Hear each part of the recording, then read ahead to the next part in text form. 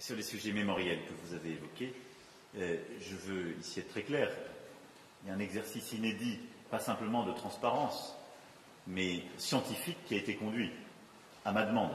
J'ai mandaté le professeur Claire avec toute une commission d'experts reconnus, indépendants, qui, pendant de longs mois, ont fait un travail sur la base duquel j'ai prononcé le discours de 2021, qui est le seul discours et les seuls mots qui ont autorité en la matière.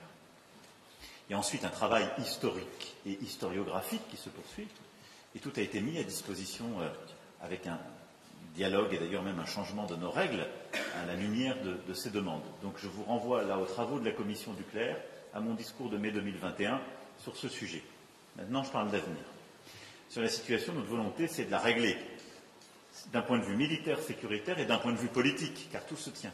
Et vous avez raison, la situation que connaît l'Est de la RDC étant enquistée au fond depuis 3 décennies, et certains ont pris des habitudes, il faut bien le dire, et elle suppose d'avoir une réponse à l'égard de tous les groupes armés. C'est pourquoi je vais ici être très clair, puisque vous m'interrogez de manière générique sur la question des sanctions. La France, d'abord, a condamné publiquement les agissements rwandais à l'est de la RDC, et ce, à plusieurs reprises depuis la fin 2022. Nous avons aussi pris des sanctions. Au niveau européen, c'est parce que la France a plaidé justement pour le renforcement du régime en vigueur en décembre 2022 que des mesures restrictives individuelles inédites ont été prises 6 mois plus tard à l'encontre des groupes armés congolais M23 et FDLR et d'un officier rwandais impliqué sur le terrain au Nord Kivu. Nous continuerons à explorer cette voie à chaque fois qu'elle sera nécessaire. On a d'ailleurs parlé très précisément avec le président de ce sujet. Pour le moment, nous considérons que, d'abord, on continuera à apporter des sanctions comme ça individuelles et ciblées en fonction des évolutions sur le terrain.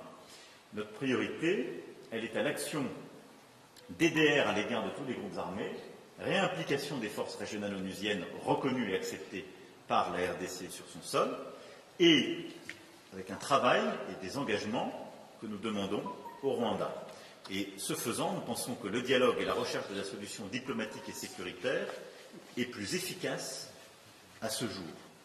Mais rien ne doit être exclu, et nous ferons tout ce qui est utile à chaque étape, comme nous l'avons fait tous ces derniers mois, ces dernières années. Sujet mémoriel que vous avez évoqué,